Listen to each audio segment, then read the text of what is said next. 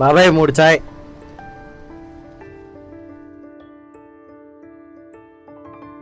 ఈసారైనా బాగా ప్రిపేర్ అయ్యి వెళ్ళరా. గ్రీన్ సిగ్నల్ పడేటట్టు చూసుకో.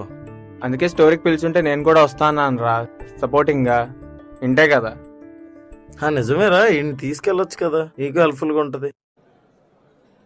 రే, ఇంతమందిని తీసుకెళ్తే నాకు కాన్ఫిడెన్స్ లేదనుకుంటారా. ఈసారి ఎలాగైనా గట్టిగా ట్రై చేస్తాలే.